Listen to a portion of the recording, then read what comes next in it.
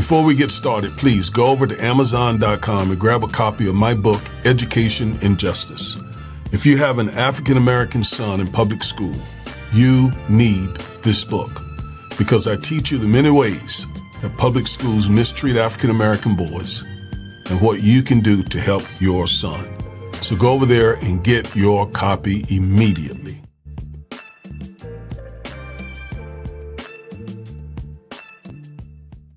All right, so the Democrats caved. That is the only way to look at it. The Democrats folded. They choked. They caved. And if you're surprised, then you really don't understand America and American history and white supremacy. There's so much about this country you don't understand. So, the Republicans needed 60 votes to overcome the filibuster. The Democrats had at least that power enough to require that the Republicans get 60 votes. Other than that, Trump is in complete control. And so the whole thing was keeping those 8 Democrats that the Republicans needed to overcome the filibuster from jumping ship, from caving. Well, that didn't happen. That didn't happen. And by the way, all 8 of them were recently reelected, or they're retiring.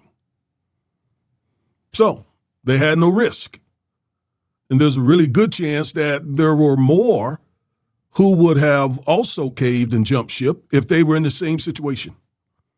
But right now, they know that the Democrats are pretty united in the desire to push back against Trump. And that's what this is. This is not just about health care. This is about pushing back against Trump's desire to take more power. All right, let's go to another screen. So 8 Democrats caved. Now, there are a few things that you need to understand. I'm going to go over some things here. Please listen very carefully. Take some notes. Listen to the video again. All right, so 1, Project 2025 is an anti-black agenda. All right, that's one of the reasons why white folks can jump ship at any time. They're not black. The Trump agenda is not targeting them. They won't lose a thing. If the country becomes a full dictatorship, a full authoritarian country, as whites, they're in good shape because much of this authoritarian push is based in nationalism, white nationalism. So if you're white, you're good. You may be a Democrat, liberal, progressive, or whatnot, but they're still good in the sense that they're white. That's not the case for us. That's not the case for us. So Project 2025 is an anti-black agenda. That's why we get it. We understand it better than anybody in this country. We're the ones who vote in the highest against Trump because we feel it is us who are losing jobs and losing rights, civil rights, and so on. Some blacks don't get that, but the overwhelming majority do. Whites don't because they're not black. Secondly, Democrats gain nothing from caving. That's just really, really what is mind-blowing. I mean, they literally get nothing. They stood out on the Republicans doing something to extend the tax subsidies for the Affordable Care Act. They didn't even get that. They didn't get that. All they got was a promise to vote for it. Senator John Thune, Senate leader, said that there would be a vote. But he doesn't have to do that. And there's absolutely no guarantee, not even a high degree of chance, not even a probability that any subsidy would be approved by a conservative Republican majority in the Senate and in the House. It's very slim in the House. but pretty strong in the Senate. So they're going to end up with absolutely nothing, the Democrats. I mean, really, if they were going to do that, they could have caved earlier, right? That's the third bullet point. They could have just caved earlier and spared people all the pain that they've gone through. Why did you put the country through this? I mean, why did you have everybody going through this pain, these inconveniences, the job losses, and all of that if you were not going to stand up all the way to the end? We just had a day of football yesterday, right? And we know when those two teams get on the field, that gridiron, they got to go for it. They got to go for it all the way to the distance. And these 8 folks didn't do that. Whereas the Republican Party was absolutely prepared to go all the way.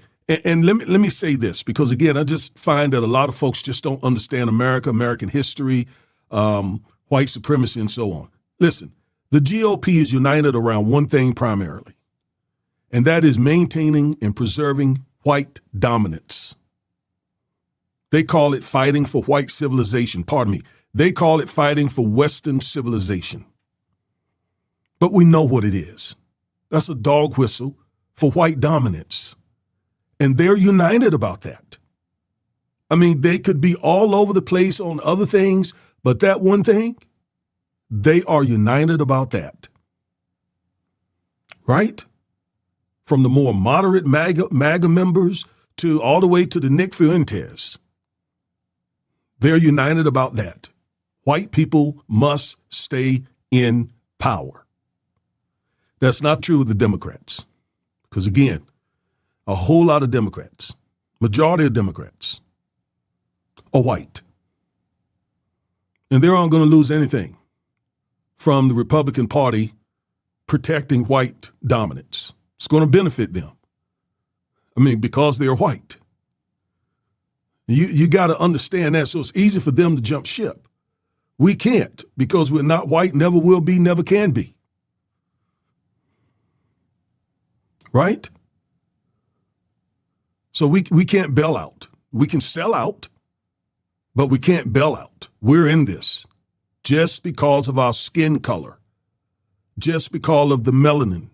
We can't bail out like white people can bail out of this fight. Again, we can sell out. We can sell out to the Conservative Party, the Republican Party, or we can sell out to the Democratic Party. Right?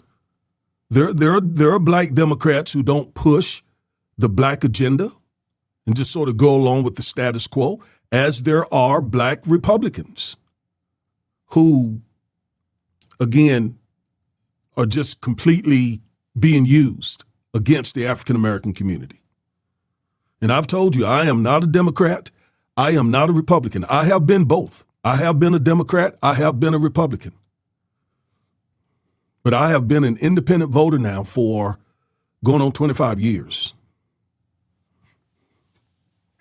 Because both parties really rub me wrong in different ways. And then just being a committed, dedicated Christ follower, again, I find that both of them don't really follow the Bible the way I wish they did. So I'm neither. Now, the last, many years, several decades, I have been rocking with the Democratic Party because it has stood for civil rights, right? It has stood for civil rights. So I've stood with the Democratic Party. I've been critical of the Democratic Party because of the issues I have with it.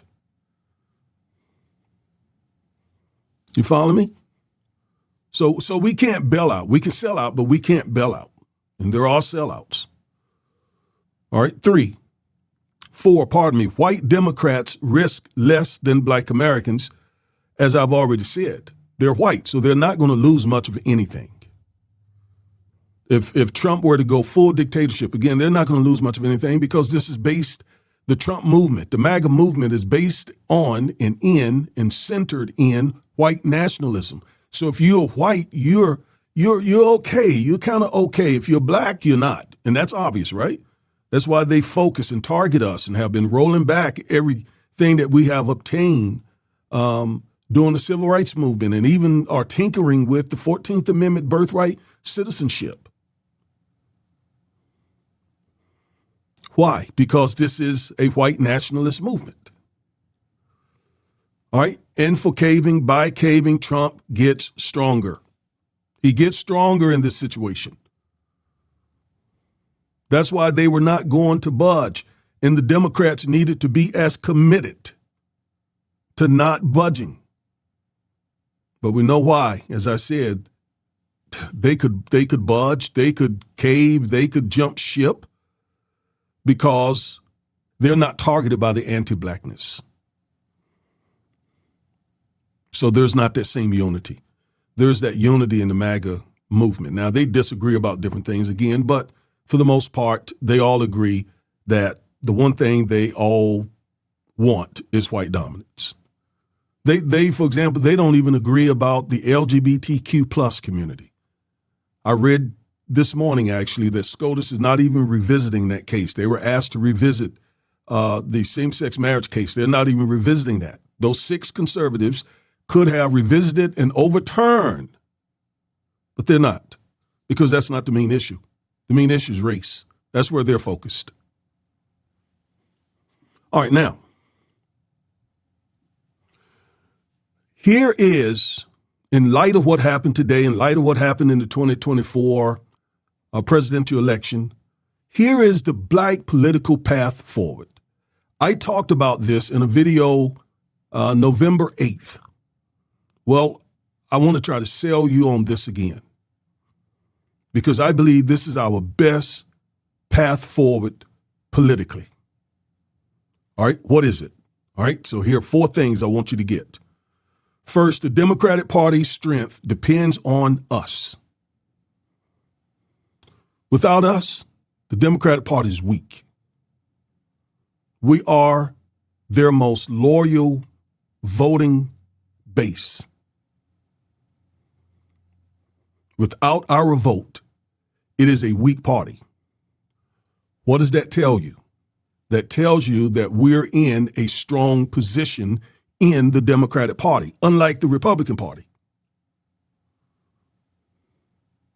where the blacks who vote for the Republican Party are in a weakened position. But in the Democratic Party, we're the strongest voting bloc. So without us, it is a weak party. Second, only our true neighbors, not outsiders, can lead our movement. We can't, in other words, allow even white, liberal, progressive Democrats to lead our movement via the Democratic Party. We can't trust them.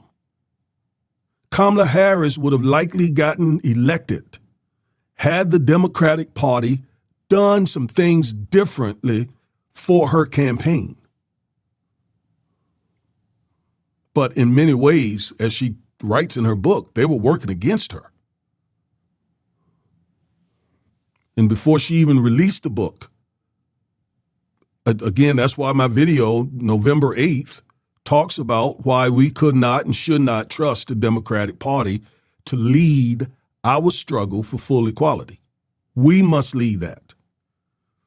And we lead that through neighbors. I'm going to explain to you in a moment what I mean by neighbors. Number 3, the party has delivered progress for our people. The Democratic Party has. It's undeniable.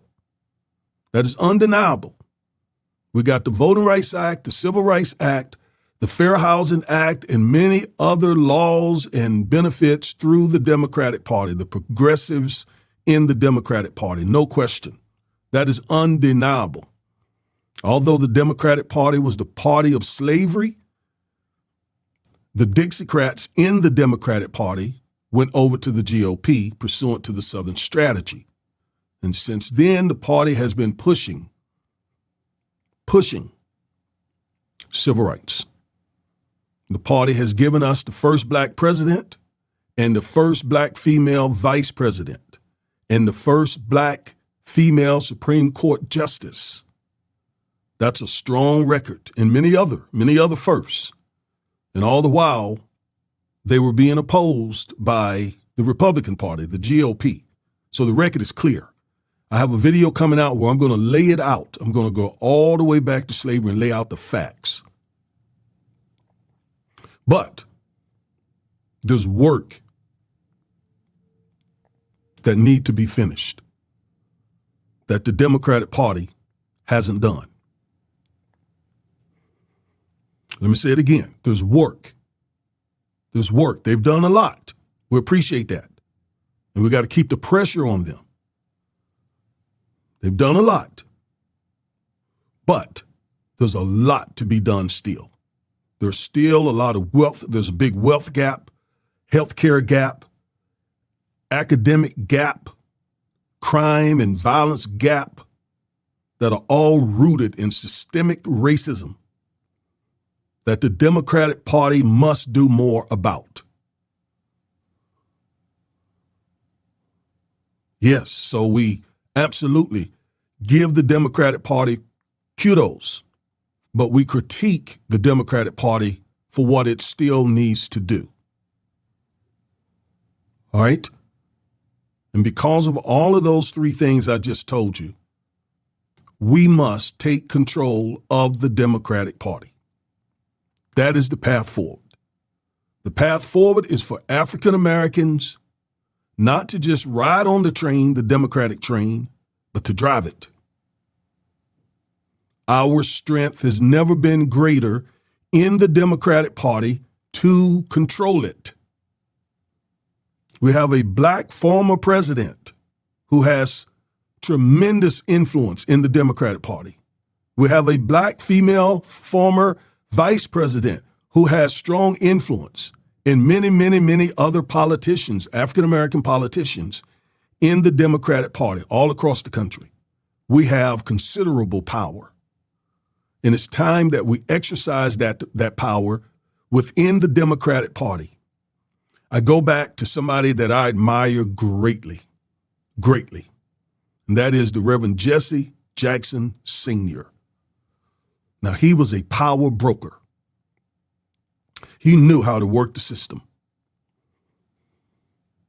And he was able to gain, when he ran for president, he was able to gain power for the African American community. Well, we can do that again, and even on a greater level this time. So we got to take control of the Democratic Party through what I call impact voting. Impact voting. Impact voting. It is the very opposite of voting the couch. You see, when people say vote the couch to get the Democrats' attention, first of all, they're only hurting African American people by telling people not to vote. But I do understand and agree with much of their gripes about or with the Democratic Party in the sense of it needs to do more. Yes, thank you for the legislation from the 60s and the 70s and the judges and all the things the Biden and Harris administration did, the Obama administration did. We're grateful for those things. But these gaps still exist. There's still a bunch of bad statistics, data, evidence that we are still lagging way behind. And so we need the Democratic Party to do more, but they're not going to do more until we're in the driver's seat. And we get in the driver's seat through impact voting. What is it? Impact voting is controlling the Democratic Party by voting overwhelmingly for progressive Democrats who embody the principles of a true neighbor. Let's read that part, the first part again. It is controlling the Democratic Party by voting overwhelmingly for progressive Democrats who embody the principles of a true neighbor. We typically vote 50 to 60% in national elections and even less than that in midterms, although past couple of weeks ago, that was an exception. That was pretty doggone good. That was pretty good. All right. But for the most part, 50 to 60% And that's just not going to cut it. Impact voting, it has to be at least about 80%. And let me make this clear distinction. I'm not talking about like 92%, because, we hear that number all the time. African-American women, 92% of them voted for Kamala Harris, and 80% of black men voted for Kamala Harris. That is great. The problem is about 50% of eligible blacks voted. So impact voting requires not only 80, 90% of the black voters who vote to vote for, again, a neighbor, but that 80, 90% of all eligible voters, black voters, vote. I've said so many times, half of an orange is still half of an orange. We need 3/4 at least of that orange voting, not just a half. Do the math. 80, 90% of a half is not a half. And it just doesn't work when 70, 80% of white MAGA folks are voting, and there's more of them in the country. Especially now that Trump and the MAGA movement have figured out a way to get into the heads of young black people and especially young black men, and cause them to vote for the Trump machine. But I got to applaud black men, because a couple of weeks ago, we saw black men turn out big time. And as I did the last time, I got to give you kudos. Got to thank you. Congratulate you. Absolutely. But we got to do that. We got to continue to do that so that we can take control of the Democratic Party. Now, listen to me closely. We have concerns with the Democratic Party. And one of the concerns is they take for granted our votes, right? You don't see them until it's time to vote. And you may not even see them then, because they're thinking blacks are going to vote for me, right? See, here's how we address that. We don't address that by staying home. We don't address that by staying home or voting for the opposition, the GOP. That's the opposition. They oppose us in everything we do. We don't address that issue that way. We address that issue by running the type of Democrats that we consider to be neighbors. So what does that mean? That means identifying people in your community. Let's read it. A true neighbor is a trusted community member who shares your values and goals. They're not career politicians who are in it for their own self-interest.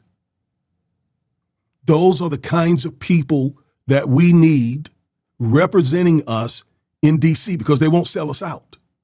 They won't bail out like we saw these 8 Democrats do, nor will they sell out, because they are what? Our neighbors. They're from our community. Their kids go to school with our kids. They play in the same park. They attend the same church, shop at the same grocery stores. When you see them in the grocery stores, you all talk to one another, you chat, and so on. Why? Because you're neighbors. And if you're not neighbors, you need to become neighbors, right? You need to go across the street or next door and introduce yourself, because we need to mobilize. We need to unite. And then pick someone out of the community who will go to Washington and represent your community. And it could be a housewife. It could be a school teacher. It could be a plumber. It could be a barber. It could be, a minister. It could be an attorney. It could be, so long as they meet the requirements of being a true neighbor, who is a community member, who share your values and your goals, and they are not politically driven to work on behalf of their own personal self-interest. And so if you find that person and you send them to Washington to represent the community and they don't do then you vote them out and put in another neighbor. See, that's part of the problem. We don't know oftentimes who represent us because they're not true neighbors.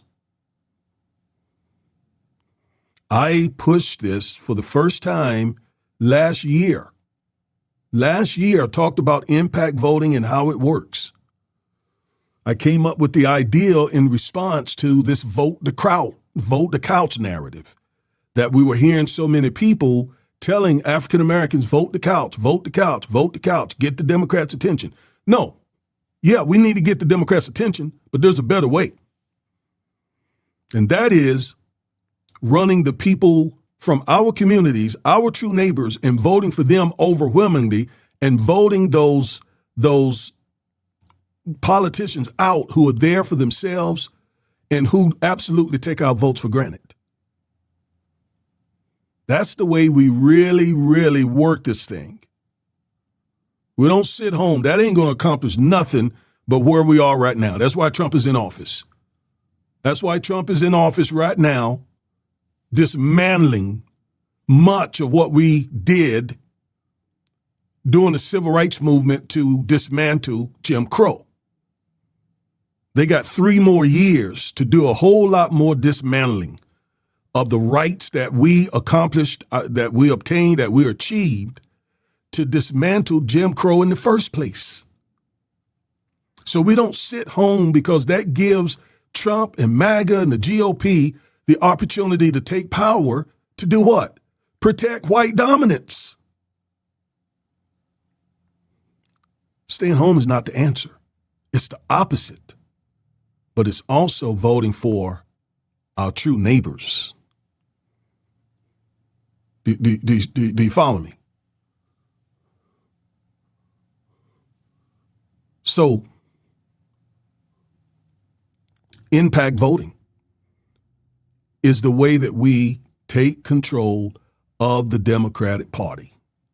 Because if we haven't learned by now the way these people folded, just suppose that the issue was not only trying to keep the Affordable Care Act at a decent, rate, decent premium by approving the subsidies, but suppose it had directly to do with African Americans. Now, the Affordable Care Act does. About 4 million black people are insured through the Affordable Care Act. But suppose it was specifically, like, for example, the John Lewis Voting Rights Advancement Bill. All right? Suppose that was the issue, and they folded. Or the George Floyd Justice and Policing Act, or reauthorization of some civil rights law, or reparations, or something else that is specifically important for us African Americans. Man, they would have folded a long time ago. Why? Because we don't have neighbors in Washington representing us. And we don't vote overwhelmingly for those neighbors.